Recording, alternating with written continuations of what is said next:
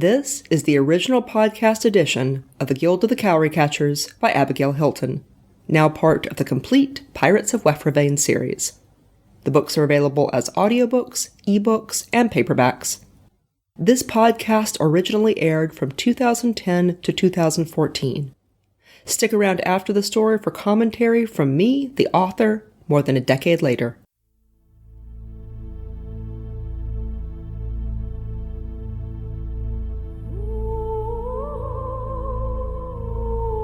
The Guild of the Cowry Catchers, a novel of pirates and Panamindorah.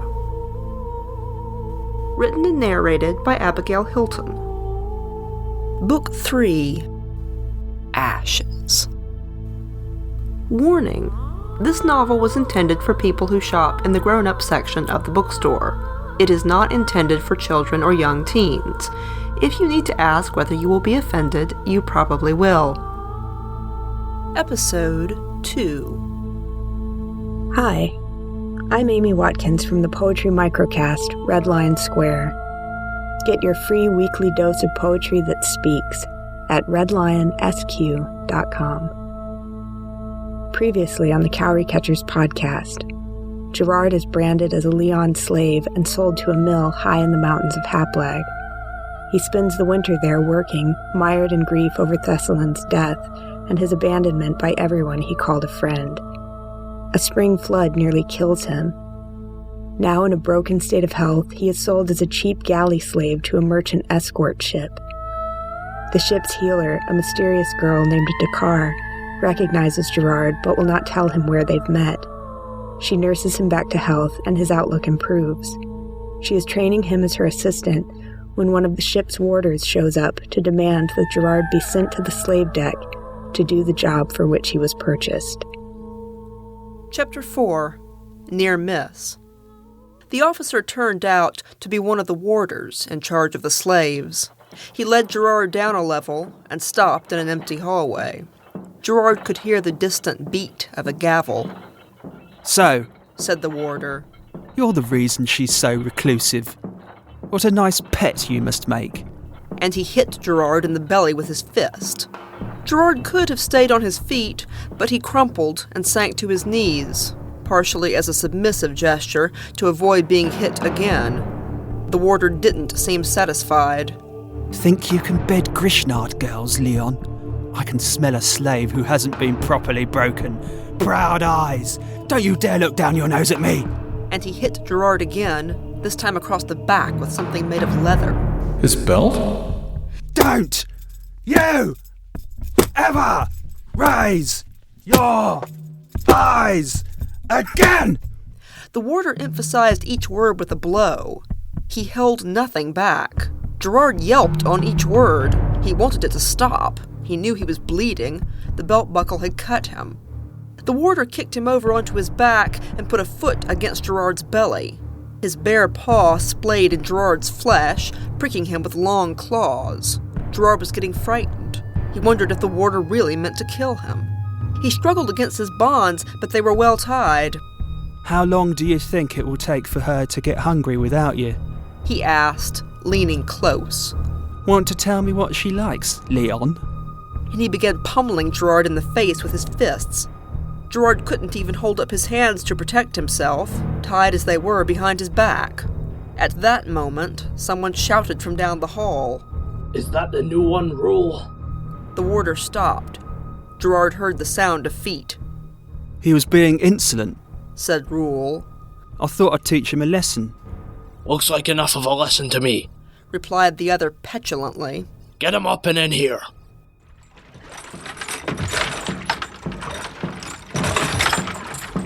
In the days that followed, Gerard wondered whether he really had been anything more than a useful pet to Dakar. She came down to the slave deck occasionally, to treat slaves or render her opinion on their condition. She never looked at Gerard. "You've gotten her a new assistant," he thought. "One that's better company than me." He found the rowing itself pleasant at first, even though it made him sore. Gerard had always been an active person, and he'd been growing restless in the infirmary. He could see a piece of the sky out the oar's portal, and smell and hear the sea. However, the misery in which the rowers lived soon swallowed up any joy he took in the wind and sunshine. The benches sat 6 to 10 shelts each, and they were so close together that if the shelts in front didn't lean fully forward on the sweep of their oar, they were hit in the back by the oar of the shelts behind. The slaves were chained to these oars day and night. Gutters ran between the benches, and the excrement that collected there was swilled out twice a day by a warder with a bucket. It stank most of the time, and grew worse as the summer heat increased. Gerard soon realized why the slaves on the Mantis had such dismally short lifespans. Unlike the Temple Sea Watch, the merchant ships and their escorts did not treat slaves as a maintainable resource. Apparently, the cost of swiftly transporting their cargo outweighed the price of a few slaves, so they used the rowers heavily whenever their activity would increase the speed of the ship by the smallest margin. In contrast, Silvio had exercised his rowers enough to keep them in shape, but otherwise saved them for times of emergency, when sudden bursts of speed were required. Sometimes the Mantis used its rowers nearly all day and all night, with less than a watch of sleep. The warders beat the rhythm with their gavel, and periodically one would come down the line with chunks of bread or meat soaked in wine, which they placed in the mouths of the wretched slaves. Whenever this task fell to the warder Rule, Gerard failed to receive any food, and sometimes he got a cuff instead. The same thing happened when Rule was responsible for the water bucket. Even at full rations, the amount given to a slave wasn't enough to sustain most Xavier fawns, let alone a large Grischnard. Gerard began to lose weight again. If a slave fainted, he was beaten. If this failed to wake him, and his condition was poor, he was taken out and tossed overboard. Sometimes Gerard saw the body splash into the sea. If the slave was deemed to have some value left in him, he might be thrown into the cells and back to recover, but not before being thoroughly and publicly beaten to discourage anyone from feigning illness. If such shelts returned to the benches, they did so with eyes swollen shut and noses broken. Gerard grew lean and hard as old leather.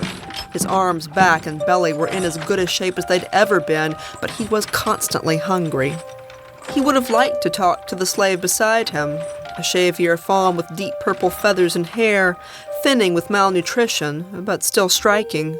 However, the warders beat anyone who said a word, and a warder was always on duty. They even beat shelts for making small signs to each other, for riding in the air during their brief periods of rest, for nodding or smiling. Gerard grew lonely again. He wondered whether he shouldn't have taken his opportunity to die in the mill. It would have been quick and easy and relatively painless. He tried to daydream about his past life, Thessalin's songs, his family and friends, but the past was becoming surreal. He could not bring the images and words to his mind and the reality of the squalid slave deck with its stinking gutters. He nearly cried one day when he realized that he could not properly remember Thessalin's face. He could not even hear her voice in his head the way he once had. Did I only dream I was a Grischnard? A prince? A captain of police? Did I dream that I loved a minstrel girl? That her songs made wild Pegasus sing? Did I dream I rode a griffin through the skies and fished with him on deserted islands? Did I dream I had a friend I didn't want to leave behind? A friend who kissed me and betrayed me? One day, Gerard was pulling at his oar when a warder came in at an unaccustomed hour, not their usual change of shifts. He had someone with him, an inspector, Gerard assumed. The Mantis had been inspected a couple of times, and each time the warders had to show Gerard's papers as well as his tattoo to prove that he was a Leon. The inspector moved down the row slowly, looking at each shelf. Then Gerard saw his face. Yellow eyes, black hair. Arundel. Gerard felt his chest constrict. He didn't know why. He assumed that Marcella must have had him sold on purpose, should be pleased that he was suffering. But he didn't want to be seen. He was terrified. Arundel came closer and closer, looking at each shelf. Looking for me? And then the door to the slave deck opened again, and Dakar came down the steps. She walked rapidly to Arundel, put her hand on his arm, and spoke to him for a few moments. Gerard had no idea what she said, but Arundel turned and walked away. Dakar glanced at Gerard over Arundel's shoulder. The briefest of glances, but it was the closest thing to a friendly communication he'd had in a red month. Dakar knows who I am, He reasoned. Maybe she knows the Sea Watch have reason to hate me, consider me a traitor. Maybe Morchella is regretting her decision to sell me. Maybe she lost track of me and wants to make sure I'm dead. He wished he could tell Dakar thank you. He wished everything didn't feel so hopeless. One day in the sweltering heat of midsummer, the Mantis encountered one of those storms that sometimes blew down from the north. They weren't as dangerous as the winter storms, because they didn't usually last as long, but they could be fierce and often crackle with lightning. The seas grew rough enough to prompt the warders to stow the oars and shut the portals. The Mantis had been in several storms already, and Gerard knew the procedure. 2 swinging lanterns were hung fore and aft so that 1 or 2 warders could keep an eye on their charges. Gerard sensed the tension in the air as the ship began to pitch. Storms always made the slaves nervous, since they knew that they would go down with the ship should it founder. It did not improve Gerard's spirits to hear the warders whispering about a recently sighted pirate ship. He was pretty sure, based on the size of the waves, that they were not sailing in the Crescent. They were almost certainly sailing between Wefra Vane and the Lawless Lands. He had no idea how close they were to the coast, but this would be the right area to encounter hunty pirates. They preyed on traffic between the 2 regions, relying on the lack of organized law enforcement and the unclaimed trade route. For all he might hate his life on the Mantis, Gerard had no interest in the ship's capture by Hunty. The seas grew rougher. Gerard had to cling to his oar, locked in place in front of him, to avoid being thrown painfully against his chains. To make matters worse, the warder on duty turned out to be Rule. He gave Gerard a smack with his whip every time he passed. Wilder and rougher. The warders ran a rope down the center aisle so that the one on duty could safely make rounds. Then all except Rule departed, presumably to help on deck. The swinging lanterns threw wild shadows this way and that as the ship pitched up one wave and down the next. Thunder crashed outside, deafeningly close. Gerard felt completely helpless. He wondered how much sail the captain had decided to use, whether he'd set a proper sea anchor, whether he had decent ship scouts and maps. He wished he were on deck, helping, doing something. He was staring at the ceiling, wondering how good the crew was and counting the seconds between the thunder, when he realized that Rule had stopped right behind him. I thought I told you never to raise your eyes, you mangy beast! Gerard dropped his gaze to the deck. He was not surprised to feel the whip slice into his back harder than usual, but then the butt slammed into his ribs, and that did surprise him. He gasped, tried to catch his breath. Rule was raining blows on him, using his fists and the metal whip butt. Gerard jerked instinctively at his chains, tried to crouch down, huddle away from the onslaught, but there was no escape. Help! He shouted. Please, someone the other help. warders would have stopped this if they'd seen it, but the chaos of the storm and the crack of the thunder drowned Gerard's cries. Let's see you row now! Sneered Rule, and he brought the butt of his whip down so hard that Gerard heard his ribs snap. Pain followed like thunder after lightning. Gerard screamed, tried to pull away, but Rule was still hammering at him. Soon, we'll throw you into the sea. Then he brought his fist down again, and Gerard fainted.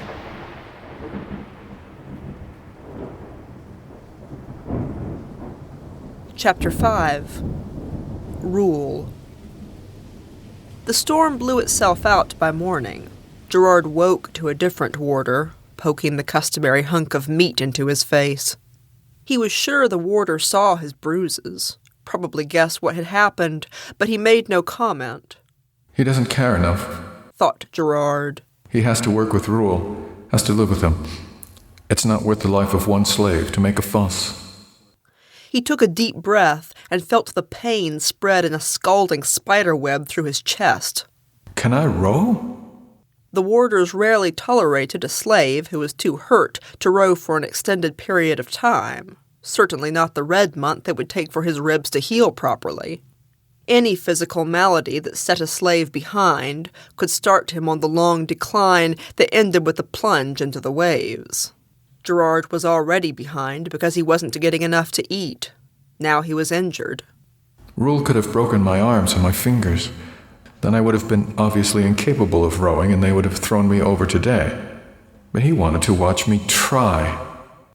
Gerard thought about not rowing, about simply sitting still on his bench until they beat him senseless and tossed him into the sea. But he didn't. He wrapped his hands around the oar and pulled. Every stroke felt as though he were sucking fire through his lungs. The day grew sweltering. Gerard knew he was slick with sweat, but he felt cold. In the late afternoon, the slaves were given a rest. The oar had hardly gone still before Gerard slumped against it. He woke with a yelp a short time later. Gerard glanced up. He saw sleeping slaves all around him, collapsed across their oars. His chest ached terribly. He looked behind him and saw Rule, making rounds.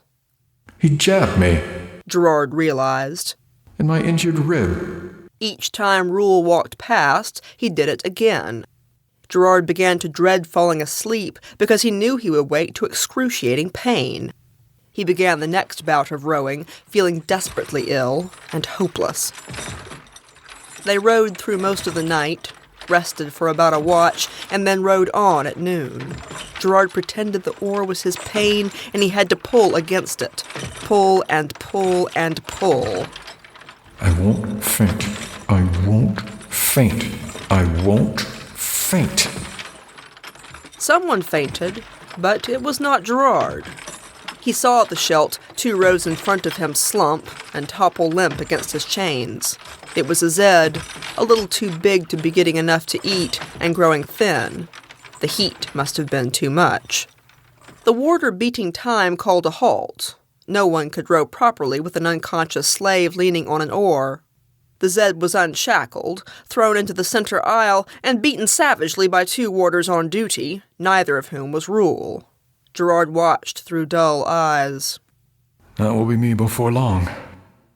However, the Zed did wake and began screaming his willingness to continue rowing. The warders assessed him and decided to call Dakar for further consult. Gerard watched her come down the aisle. He wished he could tell her, What? Goodbye? Thank you for being the last person who was ever kind to me. Dakar assessed the Zed, told the warders that he had heat exhaustion, and would probably recover after a period in the cells. Then she continued on down the aisle. She did this occasionally, not often, and Gerard felt a little better. She didn't really look at him as she passed, just laid her hand on his arm. Dakar's head snapped around as though she'd been stung. Her eyes narrowed, raced over Gerard, returned to his face. He knew he was bruised all over. When she ran a hand over his ribs, he flinched. Dakar bent close to his ear. Who did this to you? Gerard was surprised. He had been expecting something more medical, or even personal. Rule. Dakar nodded. She went back up the aisle and spoke to the warders. To his utter astonishment, Gerard was then unshackled and placed in the holding cells along with the Zed. He was not beaten. He'd never seen a Schelt leave the benches without a beating. The holding cells contained dirty straw and moth-eaten blankets. They looked to Gerard like the most luxurious quarters in the world. He could not have said how many days it had been since he'd slept horizontally.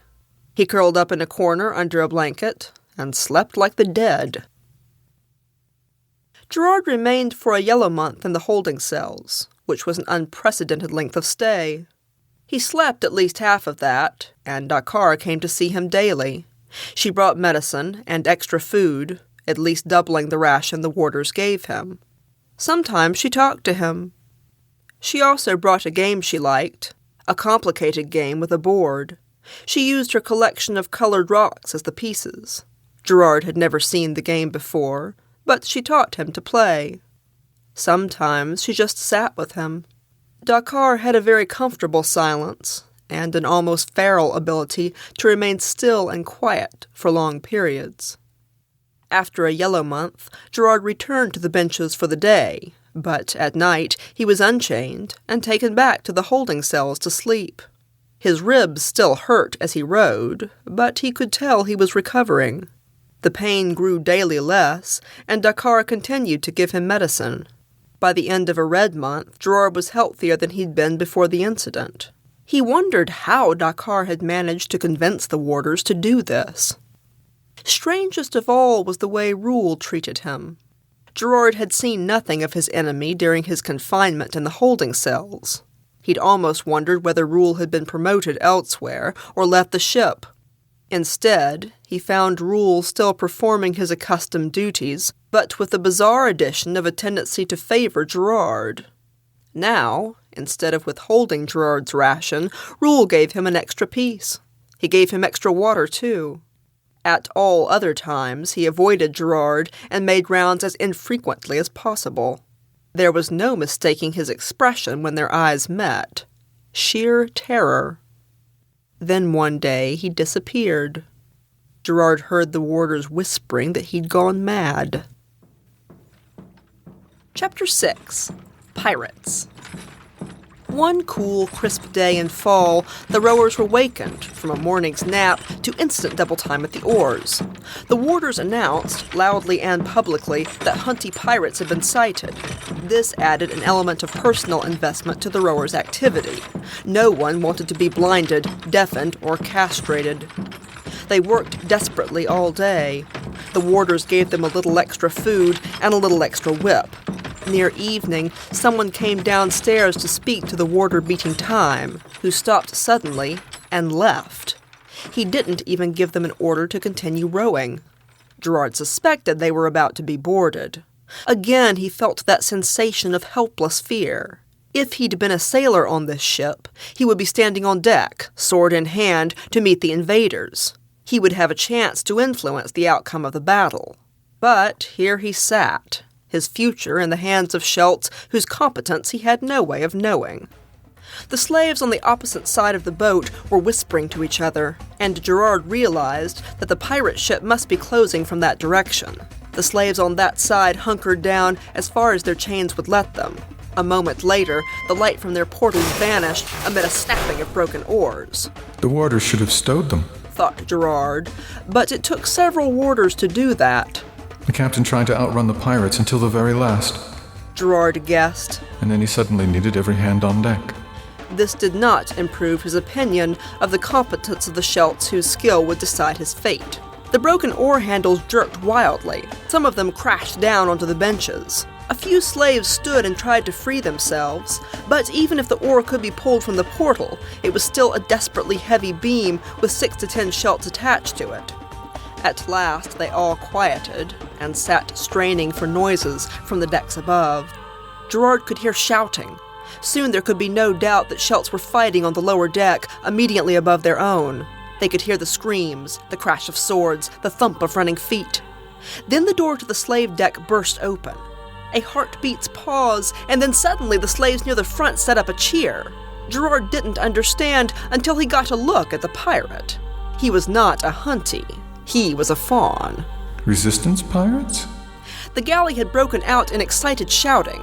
Gerard guessed that the pirate must have said something encouraging to the rowers nearest the door as he entered. He must have killed or captured one of the warders, too, because he had a key, and he was going down the line unlocking chains. Want to help us take the ship? Gerard heard him shout.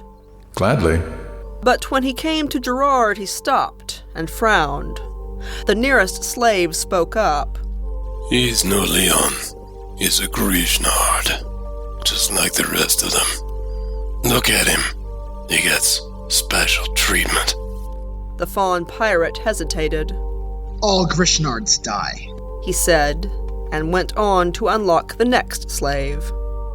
Gerard sat numbly on his bench, while the rest of the slaves ran from the room, willing to fight for their freedom with nothing but their fists if need be.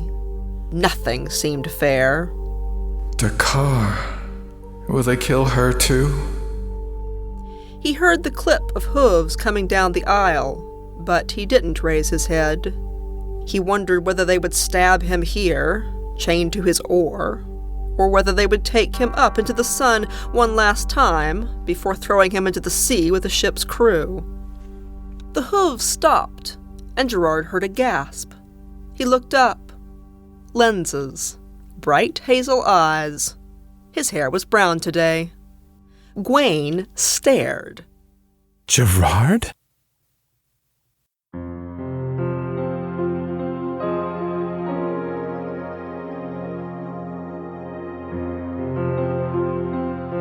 You have been listening to The Guild of the Cowry Catchers by Abigail Hilton. Copyright Abigail Hilton. Cowry Catchers is an illustrated podcast. Artwork for this episode was provided by Beau Kyer. To view these illustrations and to learn more about this world and its author, visit the website at www.cowrycatchers.com. This podcast included the vocal talents of Nathan Lowell as Gerard, R.E. Chambliss as Dakar, Barry J. Northern, as Rule, Colin Grimm, as a warder, Mark Stone, as a pirate, Charlie Blanchard, as a Xavier slave, Chris Lester. as Gwaine. Special thanks goes to Brian Lincoln, Charlie Blanchard, and Alex Thomaser for helping with the first pass audio editing for this book. Sound effects for this podcast were provided by SoundSnap, the Free Sound Project, and Sound Dogs.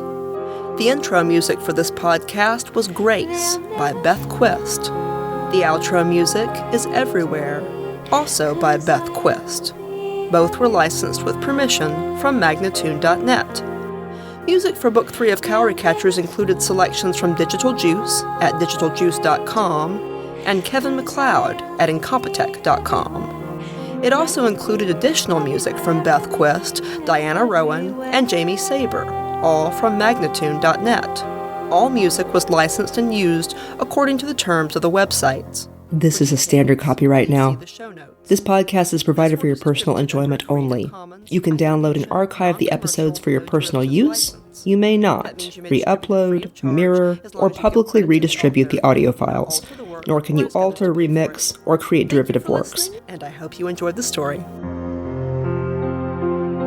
Sunlight sparkling in the forest,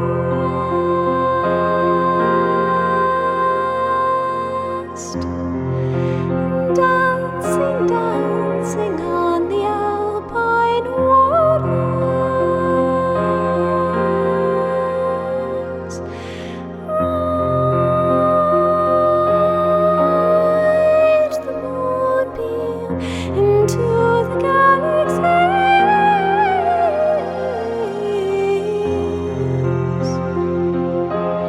galaxies. Second star to the left and straight on and straight on and straight on till river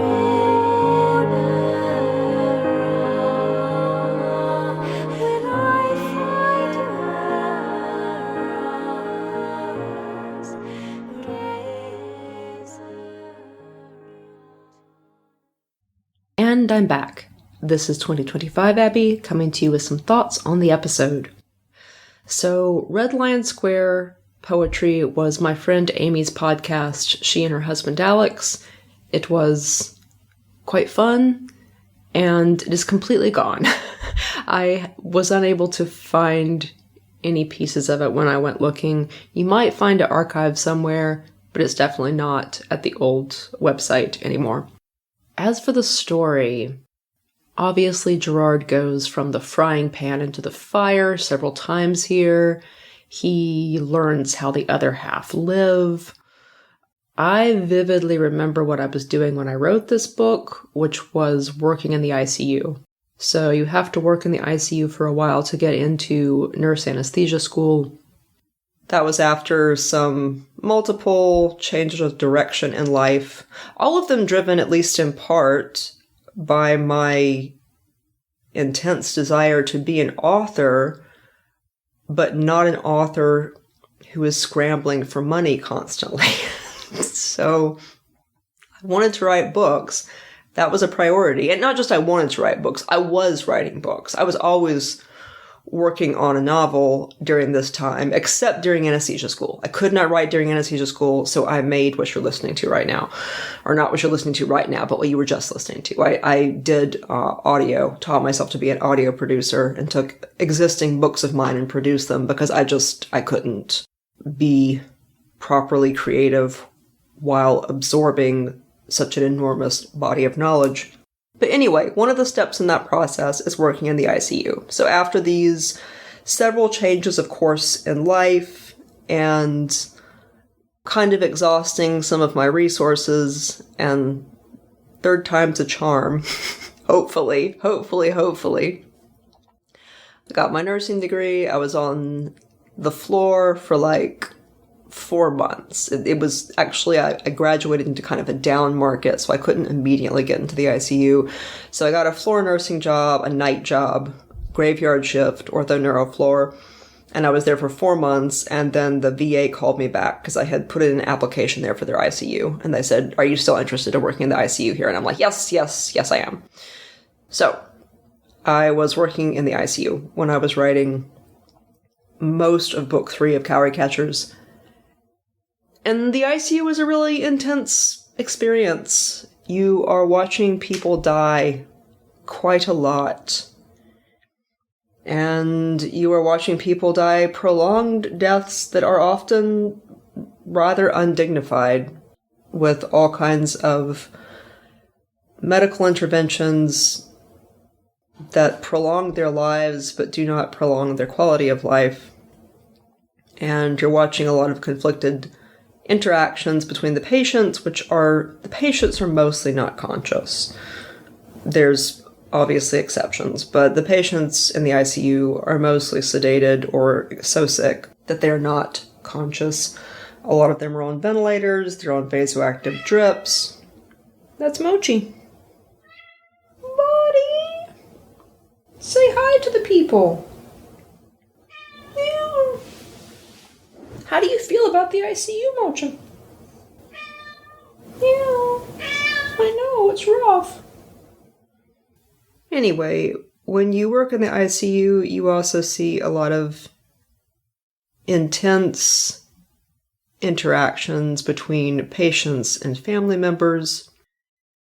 And there is something to the kind of oft-stated truism that the family members who are the most clamorous and the most recalcitrant are kind of giving you the most trouble when the patient is in critical care are the family members who got along with the patient most poorly in life.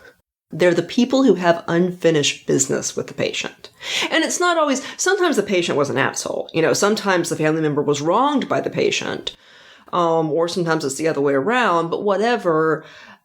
They had a tumultuous relationship with the patient, and so they have unfinished business, and those are often the people really hanging around at the bedside and unhappy with your care and trying to get in all the time. Not always, sometimes it is just the person who was with them all the time in life who is also with them there at the end. But so often you see, as a nurse in these situations, these conflicted family dramas playing out there at the end of a patient's life.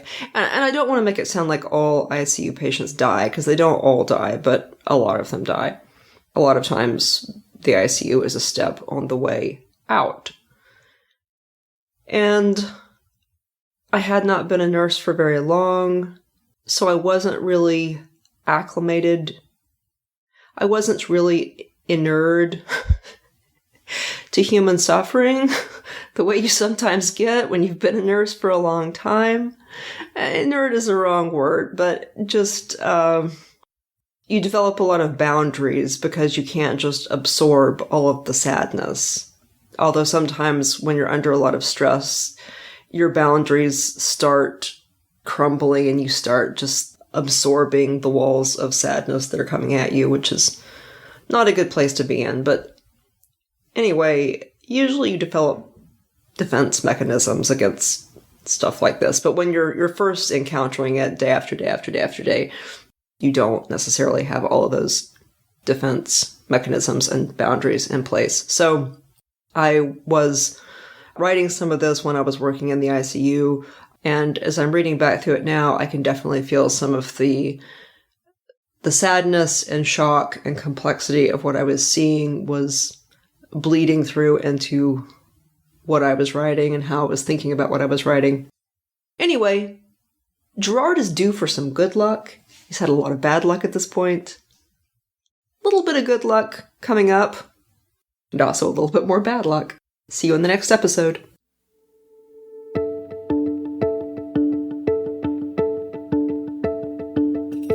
This is Abigail Hilton, and you have been listening to the Pirates of Wefravain saga.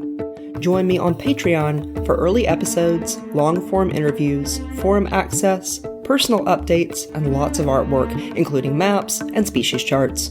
That's patreon.com/Abigail Hilton. If you want the whole story now with no interruptions and some remastering of the early books for sound quality, you can find the entire series at shop.abigailhilton.com, along with all my other novels. The audiobooks are delivered by BookFunnel. Background music was Hidden Sky by Jamie Sieber, licensed from Magnatune.net circa 2014. The Guild of the Cowry Catchers podcast is an audio adaptation of the Pirates of Wefravain saga, written and produced by Abigail Hilton. Original production copyright 2010, all rights are reserved to the author.